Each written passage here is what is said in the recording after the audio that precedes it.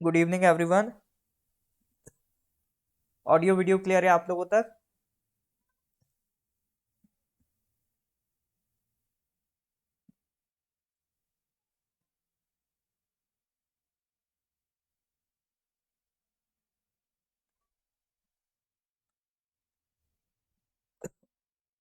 Good evening everyone.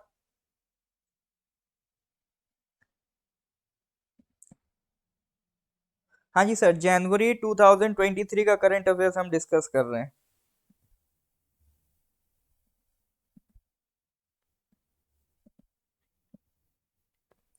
ठीक है, जनवरी 2023 करीब 60 क्वेश्चंस कर लिए थे। तो पहले कुछ पुराने क्वेश्चन रिवाइज कर लेते हैं, फिर आगे बढ़ते हैं। Question number 44। Asia's first hydrogen powered passenger train has been launched in which of the following countries. पहली हाइड्रोजन पावर ट्रेन तो आपकी जर्मनी में ऑलरेडी आ चुकी है, बट ये जो आई है ये एशिया की पहली है। तो एशिया की पहली ट्रेन कहाँ पर आई है? हाँ जी, याद है कि नहीं है? तेविन जी तो चलो बता रहे हैं चाइना। बिल्कुल sir, correct answer is China.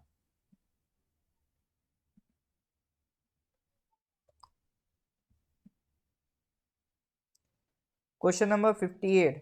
Braving a viral storm India's Covid 19 vaccine story, इसके ऑथर कौन है? ये क्वेश्चन देखो, पिछली क्लासेस में हमने डिस्कस किया है ना, तो बताइए जरा। Who amongst the following are the authors of the recently release book? बिल्कुल आशीष साहब है, हाँ, आशीष चंदोरकर एंड सूरज सुदेव। ओके, तो लास्ट क्वेश्चन कल ये डिस्कस किया था, क्वेश्चन नंबर 16। लिम्फेटिक फेलियारिसिस से रिलेटेड था। इसको भारत सरकार ने टारगेट लिया है कब तक खत्म करने का? 2027 तक का टारगेट लिया है। ठीक है सर, तो यहां तक हम सर पहुंच चुके थे। इसके आगे आज कंटिन्यू करना है, तो स्टार्ट करते हैं। Question number 61। क्वेश्चन नंबर 61 आज का पहला सवाल ये रहा आपकी स्क्रीन पर। What is the name of the 21st edition of the bilateral naval exercise between India and France, which has recently been begun? India और फ्रांस के बीच एक जॉइंट एक्सरसाइज होती है, उसका 21st एडिशन हो रहा है। तो वो नाम पूछ रहा है सर। देखो, जो बड़े बड़े कंट्रीज हैं जैसे India USA, India Sri Lanka, India China, India Russia, India France, तो इनके बीच में जो जो एक्सरसाइजेज होती हैं इनके नाम जरूर ध्यान रखना। जैसे मेन मेन अगर मैं बात करूं तो इंडिया रशिया के बीच इंदिरा एक्सरसाइज है, इंडिया यूएसए के बीच युद्ध अभ्यास है, इंडिया चाइना के बीच हैंड इन हैंड है, ठीक है, इंडिया श्रीलंका के बीच स्लीनैक्स है। तो इसी तरह एक एक्सरसाइज है जो इंडिया और फ्रांस के बीच होती है, उसका आपको नाम बताना है। हाँ जी सर, क्या बात है, कमेंट कम आ रहे हैं, क्या मसला है? कुछ भी लगाओ सर, चार ही तो ऑप्शन इन, देखो इतना तो श्योर है, इन्हीं चार में से कोई एक सही होगा। फिर क्या, आजमा लो अपनी किस्मत। अगर तुक्के आज सही बैठ जाए तो आज ही जाके एक लकी ड्रॉ खोल लेना आप, मतलब आज किस्मत सही काम दे रही है। ओके, तो सर ए को लॉक कर दिया गया है, डी को भी बोला गया है, सी ज्यादातर लोग बोल रहे हैं, सी और डी, सी और डी। बिल्कुल sir, correct answer is D, exercise Varun. ठीक है, एक्सरसाइज वरुण किस किस के बीच में है? इंडिया और फ्रांस की नेवीज के बीच में। जो गरुदा है वो इंडिया और फ्रांस की क्या कहते हैं, एयरफोर्स के बीच होती है। गरुदा एयरफोर्स की एक्सरसाइज है, ठीक है। गरुदा एयरफोर्स की है, शक्ति आर्मी की है, जो हम फ्रांस के साथ करते हैं। और जो इंडियन और फ्रांस की नेवीज एक्सरसाइज एक साथ करती हैं वो क्या है सर आपका? वरुण। ठीक है, ध्यान रखिएगा, exercise Varun between India and France. Question number 62। Which of the following countries has approved a digital assets law which provide for legal framework for Bitcoin backed bonds, volcano bonds, and create a legal protection for transfers or issuance of debt with cryptocurrencies? देखो, एक country है जिसने volcano band band bond नाम का concept launch किया। Volcano bond में वो bond आपके बिटकॉइन बैक्ड हैं, ठीक है। अभी हम समझेंगे क्या कहने का मतलब है कि बिटकॉइन बैक्ड बॉन्ड्स क्या होते हैं, ये सारी अभी पूरी तफसील से समझेंगे। पहले तो ये बताओ, इस तरह के कुछ काम वोल्केनो बॉन्ड्स को लीगलाइज करा गया एक कंट्री में, पनामा, ग्वाटामेला, एल सल्वाडोर या फिर कोस्टा रिका। देखो, बहुत पहले करंट अफेयर्स में हमने एक पढ़ा था क्वेश्चन कि अभी किसी कंट्री ने बिटकॉइन को लीगल टेंडर मान लिया है, ठीक है। उनकी कंट्री में जैसे अपने रुपी लीगल टेंडर है, उनका उनकी करेंसी तो है प्लस प्लस बिटकॉइन को भी उन्होंने लीगल टेंडर मान लिया है। तो वो कंट्री कौन सी थी? जिस कंट्री ने बिटकॉइन को लीगल टेंडर माना है वही कंट्री ये वोल्केनो बैंड वगैरह लेके आएगी। चलो, तो गेन कह रहे हैं सी, म्यूब कह रहे हैं डी, बाकी लोग कहाँ हैं सर?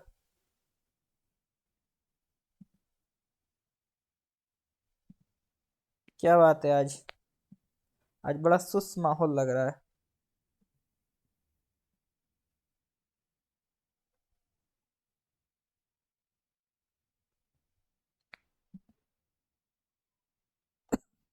हाँ जी सर, बड़ा सुस्त माहौल चल रहा है, क्या बात है।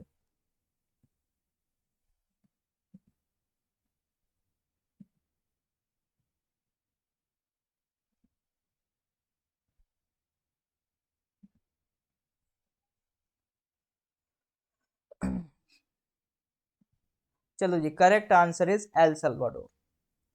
ठीक है, correct answer is El Salvador. तो एल सल्वाडोर ने क्रिएट क्या किया है, समझ लेते हैं। देखो, सबसे पहले तो आपको मैं ये बता दूं, कुछ होंगे हमारे स्टूडेंट्स जिन्हें शायद बॉन्ड का मीनिंग ना पता हो। पहले हम बॉन्ड का मतलब समझते हैं, ठीक है।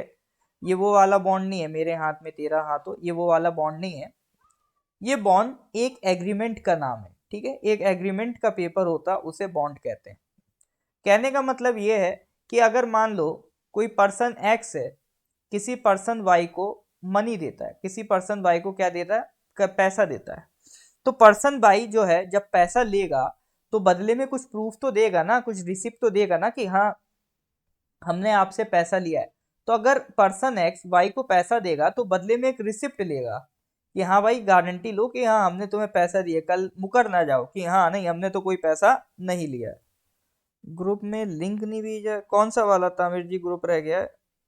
कभी कभी ऐसा हो जाता है, कोई कोई ग्रुप रह जाता है। कौन से ग्रुप में रह गया, क्या कौन से में रह गया? आई थिंक,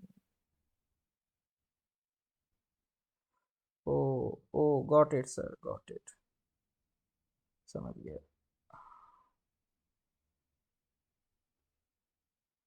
वेरी सॉरी, कभी कभी हो जाता है, इतने सारे ग्रुप है ना, तो कभी कभी कोई कोई मिस हो जाता है। अब देखो, भेज दिया मैंने, ठीक है। तो अगर पर्सन एक्स ने पर्सन वाई को रुपया दिया तो बदले में वो उससे एक एग्रीमेंट साइन कराएगा, और उस एग्रीमेंट को कहेंगे हम बॉन्ड, ठीक है। तो बॉन्ड क्या होता है? अगर जैसे आप कोई भी चीज परचेज करते हो, अगर आप कोई चीज परचेज करते हो तो वो प्रोडक्ट आप लेते हो, बदले में क्या देते हो? पैसा देते हो। सेम इसी तरह से हम कहेंगे पर्सन एक्स ने क्या परचेज किया? बॉन्ड परचेज किया है, क्योंकि उसने बदले में क्या दिया है? पैसा दिया है। अगर पैसा दे के आप कुछ खरीदते हो तो मतलब आपने परचेज किया है। ज्योति जी भेज दिया मैंने लिंक, है ना। अगर पर्सन एक्स ने पैसा खर्च करके कुछ क्या कहते हैं लिया है तो उसे हम क्या कहेंगे? परचेज किया है। तो मिस्टर एक्स ने पैसा दिया और बॉन्ड लिया, और मिस्टर वाई ने पैसा लिया बॉन्ड दिया, मतलब मिस्टर वाई ने बॉन्ड को सेल करा, मिस्टर एक्स ने बॉन्ड को परचेज करा। अब अगर, ठीक है, अब अगर हम, अब जो आपका क्या कहते हैं एल सेल्वाडोर है, उसने क्या करा? वो कह रहा है ठीक है, हम आपको, हम बॉन्ड परचेज करेंगे, लेकिन बदले में हम डॉलर या कोई करेंसी नहीं देंगे, हम बदले में क्या देंगे? क्रिप्टो करेंसी, ठीक है। बदले में क्या देंगे सर? Crypto currency. अगर यहां पर कैश की जगह क्रिप्टो करेंसी हम यूज करें बॉन्ड्स में, तो ये जो बॉन्ड्स हैं ये क्या कहलाएंगे, ये कहलाएंगे बिटकॉइन बैग्ड बॉन्ड्स। ठीक है, अगर हम कैश की जगह बॉन्ड्स के बदले में क्या दें सर, बिटकॉइंस दें, क्रिप्टो करेंसी दें, बिटकॉइंस दें, ठीक है, तो ये कहलाएगा आपका बिटकॉइन बैग्ड बॉन्ड्स, और यही है सर आपके वोल्केनो बॉन्ड्स। तो इसी चीज को लीगलाइज कर दिया है किसने, एल सल्वाडोर। तो इसके लिए लॉ बना के ये पूरा जो सिस्टम है इसको एल सल्वाडोर ने क्या करा है, लीगलाइज कर दिया। ठीक है, तो इसी को हम कहते हैं वोल्केनो बॉन्ड्स, और इसी को हम कहते हैं sir bitcoin bagged bonds. I hope it is clear now. हाँ जी सर, अगर ये समझ में आ रहा है तो काइंडली गिव मी ए थम्स अप।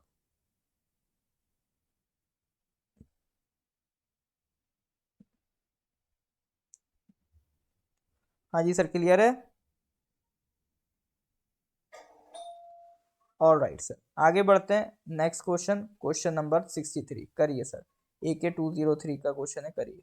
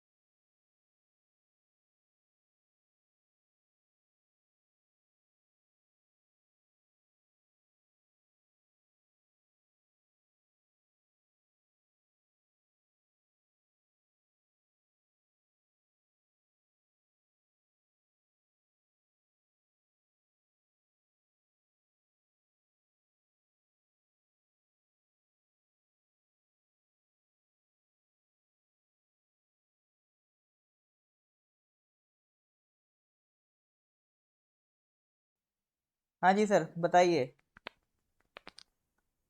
अभी AK 203 की मैन्युफैक्चरिंग इंडिया में हो रही है, ठीक है, कोरबा ऑर्डिनेंस फैक्ट्री में हो रही है। तो ये कहाँ पर है, मेरठ, चेन्नई, भोपाल, अमेठी। तुक्का लगाइए, नहीं पता तो तुक्का लगाइए।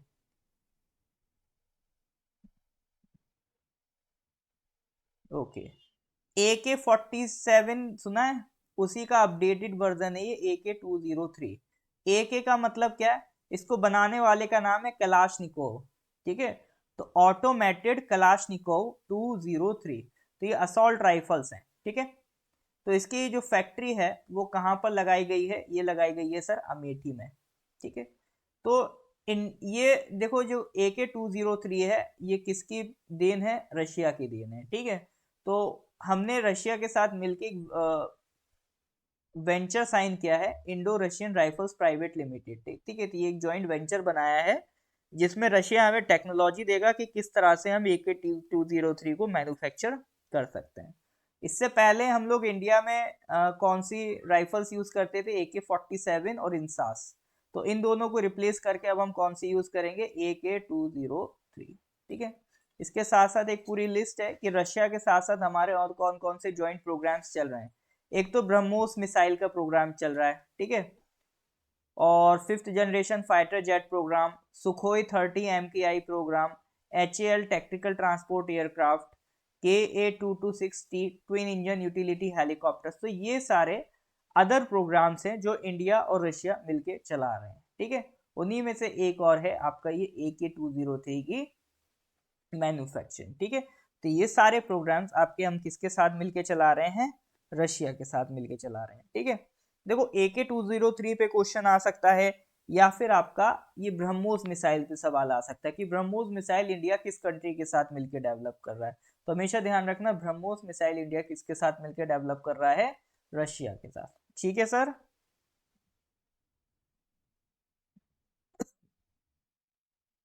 इंसास बेकार गया, इंसास अब थोड़ा सा आउटडेटेड हो गई है ना, तो अब वक्त बदल रहा है, वक्त के साथ साथ टेक्नोलॉजी बदल रही है।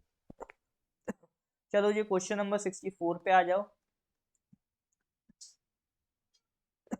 Recently, who amongst the following has been appointed as the Deputy National Security Advisor in the National Security Council Secretariat?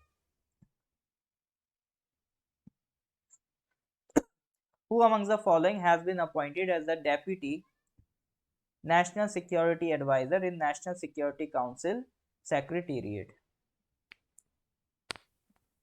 बताइए sir, national security council secretariat के डेप्यूटी नेशनल सिक्योरिटी एडवाइजर किन्हें बनाया गया? डेप्यूटी एनएसए पंकज कुमार सिंह, राकेश अस्थाना, अनिल सिन्हा या फिर तपन डेका?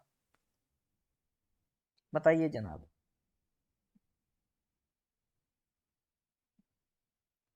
देखिए comment सबको करना है ना, कमेंट नहीं छोड़ना है। जितना आप देखो साथ में इंटरेक्ट करोगे उतना आपको और चीज़ों को रिटेन कर पाओगे, क्योंकि करंट अफेयर्स ही है ना, इसमें कोई लॉजिक तो है नहीं जो आप कनेक्ट कर ले जाओगे सारी चीज़ें। अब है तो है, अब मतलब नेशनल सिक्योरिटी एडवाइजर जो भी है तो है, तो ये याद करने वाली चीज़ें हैं और ये तब रिटेन करने में आपको ज़्यादा मदद मिलेगी जब आप इंटरेक्ट ज़्यादा से ज़्यादा करोगे। ठीक है सर? हाँ जी सर, यहाँ तक की बात समझ में आ रही है? तुक्का सी नहीं है sir, correct answer is Pankaj Kumar Singh. ठीक है, तो डेप्यूटी एनएसए कौन है? पंकज कुमार सिंह। और नेशनल सिक्योरिटी एडवाइजर तो आई थिंक आपको पता होगा, मिस्टर अजीत डोवाल, वो हमारे नेशनल सिक्योरिटी एडवाइजर है। तो देखो एक बॉडी है एनएसए, ये सब किसके अंडर आते हैं? काउंसिल है, नेशनल सिक्योरिटी काउंसिल। ठीक है, ये शुरू से संविधान में नहीं थी, मतलब ये शुरू से हमने एस्टेब्लिश नहीं की थी, ये एक एग्जीक्यूटिव बॉडी है, सरकार के ऑर्डर से बनी है। तो ये 1998 में अटल बिहारी वाजपेयी जब उस टाइम प्राइम मिनिस्टर थे, तो उनके टाइम पे ये बॉडी क्रिएट करी गई। ठीक है, इसका काम क्या होता है? जो भी नेशनल सिक्योरिटी से और स्ट्रेटेजिक इंटरेस्ट से रिलेटेड मुद्दे होते हैं उसमें ये प्राइम मिनिस्टर्स ऑफिस को एडवाइज करता है। ठीक है, नेशनल सिक्योरिटी काउंसिल। तो नेशनल सिक्योरिटी काउंसिल में आपका एक होंगे एनएसए, नेशनल सिक्योरिटी एडवाइजर, दूसरे होंगे डीएनएसए, डेप्यूटी एनएसए मतलब deputy national security adviser, defence minister, home external affairs minister, home minister, finance minister और नीति आयोग के वाइस चेयरमैन, ये सब क्या होते हैं? नेशनल सिक्योरिटी काउंसिल के मेंबर्स होते हैं। तो नेशनल सिक्योरिटी काउंसिल की जो मीटिंग की वो चेयरमैनशिप है, प्राइम मिनिस्टर भी इसको चेयर कर सकते हैं अगर जरूरत पड़े तो, अगर वो चाहें। जैसे अभी पुलवामा अटैक हुआ था तो नेशनल सिक्योरिटी काउंसिल की मीटिंग चेयर करी थी प्रधानमंत्री ने। ठीक है, तो नेशनल सिक्योरिटी काउंसिल में तीन चीजें आती हैं। National security council apex body है, तीन टायर का स्ट्रक्चर, इसमें आपका तीन चीजें आती हैं। एक तो आपका स्ट्रेटेजिक पॉलिसी ग्रुप आता है, ठीक है, नेशनल सिक्योरिटी एडवाइजरी बोर्ड आता है और नेशनल सिक्योरिटी काउंसिल सेक्रेटेरिएट। ठीक है, तो नेशनल सिक्योरिटी काउंसिल में आपका तीन चीज़ें आती हैं, ये आपका strategy policy group, national security advisory board और नेशनल सिक्योरिटी काउंसिल सेक्रेटेरिएट। ठीक है, तो ये तीन चीज़ें आपका किसके अंडर आती हैं? National security council. I hope it is clear now. हाँ जी सर, समझ पा रहे हैं कि नहीं समझ पा रहे हैं? तो ये शुरू से ये बॉडी क्रिएटेड नहीं थी, इसको हमने 1998 में by an executive order create किया। किसने किया सर? अटल बिहारी वाजपेयी ने क्रिएट किया। इससे पहले जो पीएमओ के प्रिंसिपल सेक्रेटरी थे वो देखते थे नेशनल सिक्योरिटी के मैटर। ठीक है सर, समझ पा रहे हैं?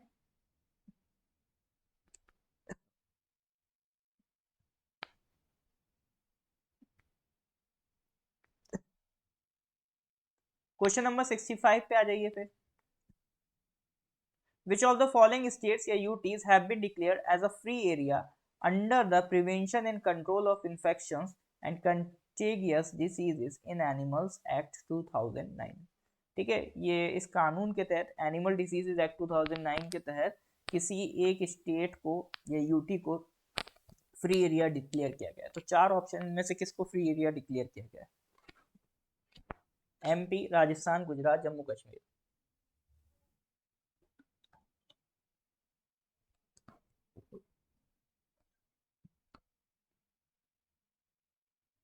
हिंदुस्तान के कैटल्स में अभी एक सबसे बड़ी प्रॉब्लम चल रही थी, लंपी स्किन डिसीज। ठीक है, तो एक स्टेट या यूटी है उसने लंपी स्किन डिसीज के जो केसेस हैं काफ़ी कम कर दिए, तो बिल्कुल ऑलमोस्ट ख़त्म कर दिए एलएसडी के केसेस अपने कैटल्स में, इसीलिए उसको हमने क्या डिक्लेयर कर दिया? Free area.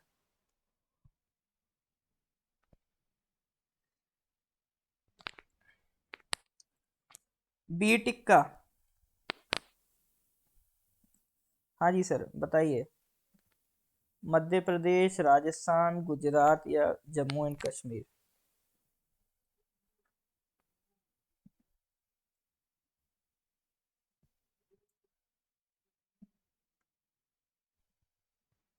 इस कानून के तहत फ्री एरिया हमने किसको डिक्लेयर करा है सर?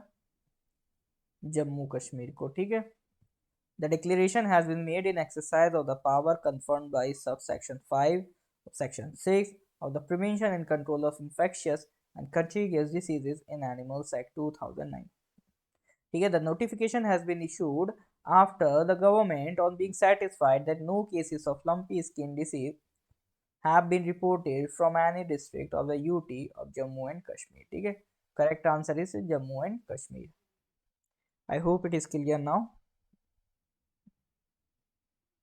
क्वेश्चन नंबर 66 पे आ जाइए जनाब।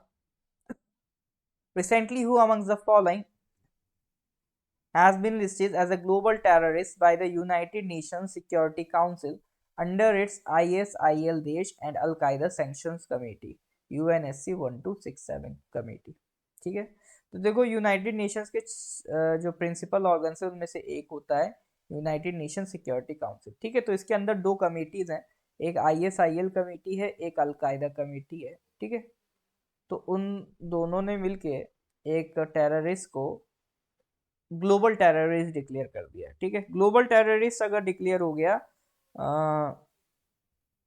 ग्लोबल टेररिस्ट अगर डिक्लेयर कर दिया तो मतलब उस पर्सन का जितना भी बैंक अकाउंट्स है ना, वो सीज हो जाएगा। जितना भी उसका बाहर की कंट्रीज में पैसा है वो सीज हो जाएगा, वो किसी कंट्री को विजिट नहीं कर पाएगा। ठीक है, तो ये मतलब होता है ग्लोबल टेररिस्ट डिक्लेयर कर देगा।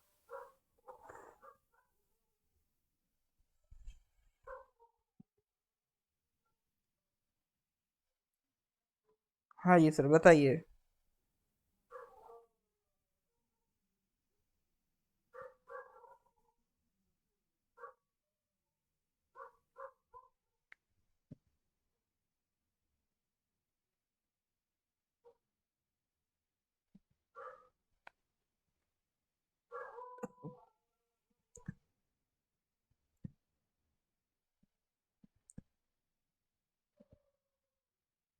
अब्दुल रहमान मक्की।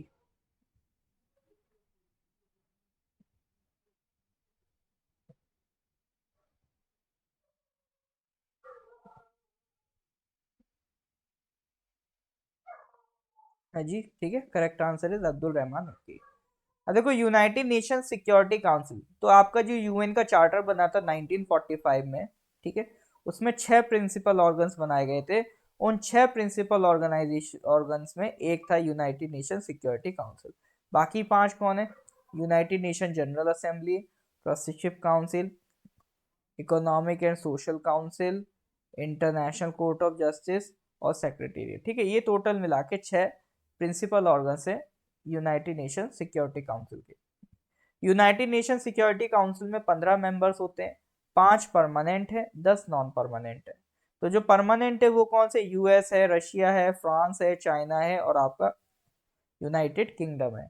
और जो 10 नॉन परमानेंट मेंबर हैं उन्हें हर 2-2 साल के टर्म के लिए इलेक्ट करा जाता है। ठीक है, 10 नॉन परमानेंट मेंबर्स को हर 2-2 साल के लिए इलेक्ट करा जाता है। तो टोटल कितने members? 15।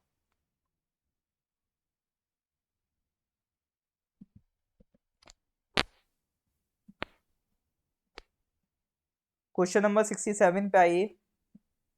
Which of the following organisations has launch the giving to amplify earth action initiative?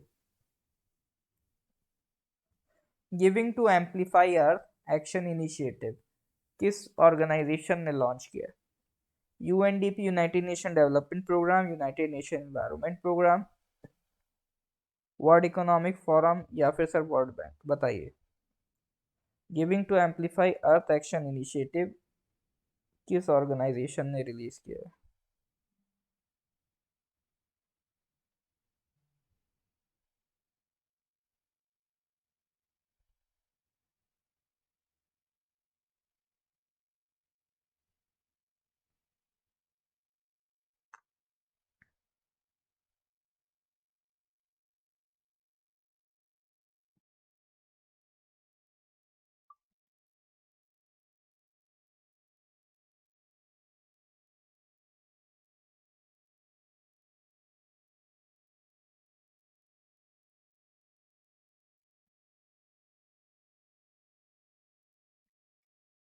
Which of the following organization has launched the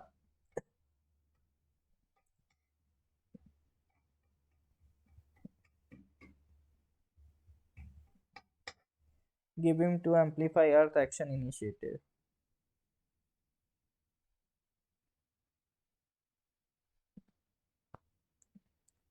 world economic forum, ठीक है। Giving to amplify earth action initiative किसने launch किया है? World economic forum, ठीक है। इसमें होगा क्या? इसमें होगा, देखो एक ग्लोबल इनिशिएटिव है, किसने लॉन्च किया? वर्ल्ड इकोनॉमिक फोरम में 45 से ऊपर इसमें पार्टनर्स इन्वॉल्व हैं। जितने भी आपके इंफ्रास्ट्रक्चर्स हैं, ठीक है, जितने भी इंफ्रास्ट्रक्चर्स हैं, ठीक है, जो भी आपका क्या कहते हैं बायोडाइवर्सिटी लॉस को रोकने के लिए है ना, जो भी रिन्यूएबल एनर्जी, मतलब एक तरीके से ऐसे इंफ्रास्ट्रक्चर जिससे एनवायरनमेंट को फायदा हो, वो सरकारी हो, मतलब एग्जिस्टिंग पब्लिक हो या प्राइवेट हो या फिलैंथ्रोपिक पार्टनरशिप्स हो, तो इन सबको वो फंड करने के लिए ये इनिशिएटिव बनाया गया है, ठीक है। Giving to amplify earth action, amplify का मतलब बढ़ा देना अर्थ के जो एक्शन है उसको, ठीक है। तो ये था क्वेश्चन नंबर 67, मतलब मेन ध्यान रखना वर्ल्ड इकोनॉमिक फोरम ने इसको स्टार्ट किया है। क्वेश्चन नंबर 68 फिर से वर्ल्ड इकोनॉमिक फोरम का सवाल है। Recently the world economic forum has chosen which of the following cities in India for establishing its centre for the fourth industrial revolution. देखो दुनिया में जब जब इंडस्ट्रियल रेवोल्यूशन आया है ना, तो ये यूरोपियन कंट्रीज को बहुत फायदा हुआ है, क्योंकि ये इंडस्ट्रियल रेवोल्यूशन आया ही इन यूरोपियन कंट्रीज में। लेकिन अब भारत चाहता है कि 3 रेवोल्यूशन तो हमने मिस कर दिए, बट जो फोर्थ रेवोल्यूशन है ये हम मिस ना करें, इसमें हम ही लीड करें, ये रेवोल्यूशन में हम ही आगे बढ़ें, ठीक है। तो वर्ल्ड इकोनॉमिक फोरम ने एक सिटी सेलेक्ट करी है इंडिया की, वहां पर ये centre for the fourth industrial revolution establish करेंगे, जो हेल्थ केयर और लाइफ साइंसेस पे फोकस करेगा। तो सर वो कौन सा शहर है बताइए? बेंगलुरु, गुरुग्राम, हैदराबाद या फिर मुंबई? बताइए सर करेक्ट आंसर।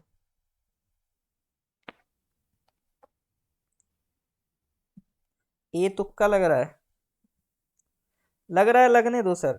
तुक्का लग रहा है, टिक्का लग रहा है, जो भी लग रहा है लगने दो। अपने हिसाब से जो भी लगे, अपनी लॉजिक का जहां तक इस्तेमाल कर सको करो आप, ठीक है। और आंसर अटेम्प्ट करो क्वेश्चन। चलो सर करेक्ट आंसर की बात कर लेते हैं। करेक्ट आंसर इज हैदराबाद, ठीक है। तो वो जो सेंटर बन रहा है फोर्थ इंडस्ट्रियल रेवोल्यूशन का इंडिया में, वो बन रहा है हैदराबाद। चलो जी हैदराबाद है, अच्छी बात है, लेकिन एक बार देख लेते हैं पहले कौन कौन से रेवोल्यूशन आ चुके। फर्स्ट रेवोल्यूशन आया था आपका करीब 1784 में। इस रेवोल्यूशन में हमने क्या करा था? स्टीम पावर जनरेट करी, मेकानाइज स्टीम पावर, इससे हमने रेलवेज चलाई, ठीक है। स्टीम पावर से हमने रेलवे चलाई, और सबसे पहले टेक्सटाइल इंडस्ट्री, जो कपड़े की फैक्ट्री है, उसको हमने क्रिएट किया। अब देखो, अब पहले क्या होता था, हाथ से काम चलता था, अब स्टीम पावर आ गई, और तो इससे काम तेजी से होने लगा, तो काम तेजी से बढ़ने लगा। फिर हमने आयरन की इंडस्ट्री में इसको बहुत ज़्यादा यूज़ किया। फिर दूसरा रेवोल्यूशन आया 1870 में। उस टाइम हमने क्या डेवलप कर लिया सर? इलेक्ट्रिसिटी आ गई थी अब तक, ठीक है। 1870 में इलेक्ट्रिसिटी आ गई थी, तो मास प्रोडक्शन असेंबली लाइन हो गई थी, ठीक है। मतलब एक पूरा एक असेंबली लाइन जैसे आज चलती है ना, कि मतलब जैसे कोई गाड़ी है, ठीक है, तो एक असेंबली लगी होगी, उसका काम सिर्फ और सिर्फ होगा उस गाड़ी में टायर्स लगाना। फिर एक असेंबली होगी, उसका काम होगा सिर्फ और सिर्फ उस गाड़ी को पेंट करना। तो इससे क्या होने लगा, चीज़ों को बहुत तेज़ी से हम प्रोड्यूस करने लगे, मास प्रोडक्शन होने लगा, ठीक है। तो ये आपका था सेकेंड इंडस्ट्रियल रेवोल्यूशन 1870। फिर थर्ड इंडस्ट्रियल रेवोल्यूशन आया कंप्यूटर्स का, ठीक है। तो 1969 में कंप्यूटर टेक्नोलॉजी डेवलप हुई, हमने कंप्यूटर्स डेवलप करे, सुपर कंप्यूटर्स डेवलप करे, और उनसे चीज़ें ऑटोमेट कर दी। फिर जैसे आप देखते हो, आपने एक इसी तरह का मान लो कोई मशीन है, वो सिर्फ और सिर्फ गाड़ियों पे पेंट कर रहा है, तो लेबर का काम कम कर दिया, चीज़ों को हम ऑटोमेट कर पाए। क्यों? क्योंकि अब हमारे पास कंप्यूटर था, हमारे पास सुपर कंप्यूटर था, ठीक है। तो ऑटोमेशन की फील्ड में हम आगे बढ़े इन 1969। अब आ रहा है sir fourth industrial revolution. Fourth industrial revolution में आर्टिफिशियल इंटेलिजेंस है, इंटरनेट ऑफ थिंग्स है, तो ये सारी चीजें किस में कवर होती हैं सर? फोर्थ इंडस्ट्रियल रेवोल्यूशन में। तो इसी फोर्थ इंडस्ट्रियल रेवोल्यूशन का centre world economic forum sir कहाँ बना रहा है? वो बना रहा है आपका Hyderabad. I hope it is clear now. हाँ जी सर, यहाँ तक समझ पा रहे हैं कि नहीं समझ पा रहे हैं? अगर समझ रहे हैं तो please give me thumbs up. हाँ जी सर, यहाँ तक समझ पा रहे हैं? कोई दिक्कत तो नहीं?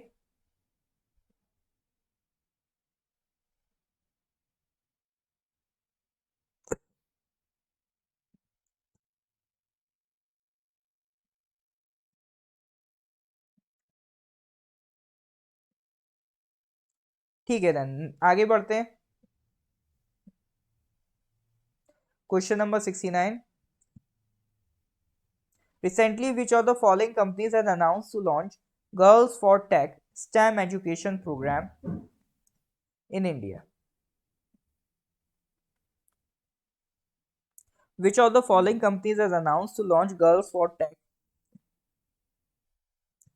STEM education program in India? Mastercard, Google, Microsoft या फिर Visa? STEM एजुकेशन का मतलब क्या है? STEM का मतलब है साइंस, टेक्नोलॉजी, इंजीनियरिंग और आई थिंक हाँ एम फॉर मेडिसिन या मैथमेटिक्स है।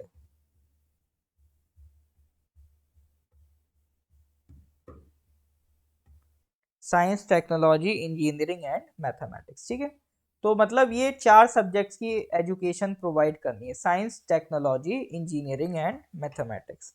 ठीक है, इसको कहते हैं स्टेम एजुकेशन। तो गर्ल्स फॉर टेक जो आपका इनिशिएटिव है, तो स्टेम एजुकेशन प्रोवाइड करने के लिए स्टार्ट किया है मास्टर कार्ड ने। ठीक है, मास्टर कार्ड ने। तो मास्टर कार्ड जो कंपनी है वो कर क्या रही है? इस इनिशिएटिव के जरिए जो गर्ल्स हैं, ठीक है, वो गर्ल्स को मोटिवेट करेंगी, इंस्पायर करेंगी कि वो इन फील्ड के सब्जेक्ट्स को चूज करें और इस करियर में आगे बढ़ें, science, technology, engineering and mathematics. ठीक है, इन सब्जेक्ट के एजुकेशन प्रोग्राम्स को प्रमोट करा जाए और ज़्यादा से ज़्यादा लड़कियां इस प्रोग्राम को सीखें और इन्वॉल्व हों। ठीक है, तो गर्ल्स में साइंटिफिक नॉलेज को बढ़ाने के लिए ये इनिशिएटिव लिया गया है। ठीक है, क्योंकि क्या होता है ना, विमेन एम्पावरमेंट के लिए ज़रूरी है, क्योंकि इंडिया में क्या होता है, गर्ल्स को ज़्यादातर बीए करा देते हैं या बीएड करा देते हैं, साइंस की फील्ड में उन्हें ज़्यादा प्रमोट नहीं किया जाता है। तो ये इसीलिए इनिशिएटिव लाया गया है ताकि स्टेम की फील्ड मतलब साइंस वगैरह की फील्ड में गर्ल्स को भी ज़्यादा से ज़्यादा प्रमोशन मिल सके। ठीक है सर, ये था क्वेश्चन नंबर 69। क्वेश्चन नंबर 70 पे आ जाओ। Which of the following countries has assumed the presidency of the 13th Assembly of the International Renewable Energy Agency? International renewable energy agency. तो किस कंट्री ने इसकी प्रेसिडेंसी अज्यूम की है? जो इसकी 13th असेंबली होगी इरेना की, इंटरनेशनल रिन्यूएबल एनर्जी एजेंसी। तो किस कंट्री ने अभी इसकी प्रेसिडेंसी अज्यूम की है? यूएई, यूएसए, ऑस्ट्रेलिया या फिर इंडिया? लगाइए सर तुक्का। आज मार्शल नहीं है शायद क्लास में क्या?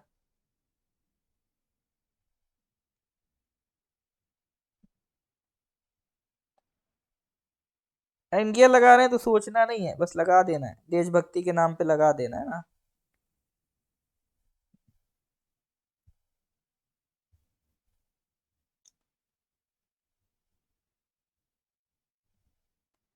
Okay, UAE. ओके, इंडिया पे तुक्का खेलना चाहेंगे आप? चलो जी, देखते हैं आपकी देशभक्ति कहाँ लेके जाती है आपको। बहुत बढ़िया, करेक्ट आंसर इज इंडिया। तो देखो इस साल G20 की भी प्रेसिडेंसी हमारे पास, शंघाई कोऑपरेशन ऑर्गेनाइजेशन की भी है और इरेना की भी प्रेसिडेंसी हमारे पास है। ठीक है, बहुत सारा काम है इस साल हमारे पास। ठीक है, तो इरेना की भी प्रेसिडेंसी हमारे पास है। इरेना का हेडक्वार्टर अगर आप देखोगे तो ये है दुबई, यूएई। ठीक है, इसका हेडक्वार्टर यूएई में मिलेगा। तो इरेना है क्या सर? ये एक इंटर गवर्नमेंटल ऑर्गेनाइजेशन है जो सपोर्ट कंट्री करती है कंट्रीज को, ताकि वो सस्टेनेबल एनर्जी की तरफ आगे बढ़े, ताकि उनके जो कन्वेंशनल एनर्जी से ट्रांजिशन करा के सस्टेनेबल एनर्जी में उन्हें आगे बढ़ाया जाए। इस मामले में सपोर्ट करती है वो कंट्रीज को, ठीक है। तो यही काम किसका है सर, इरेना का, ठीक है सर। तो ये काम किसका है, इरेना का। इज दैट क्लियर और नॉट? हाँ जी सर, समझ पा रहे हैं कि नहीं?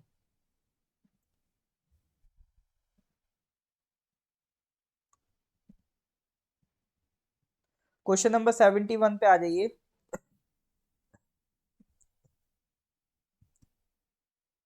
पढ़ो परदेश स्कीम हैज बीन डिसकंटिन्यूड।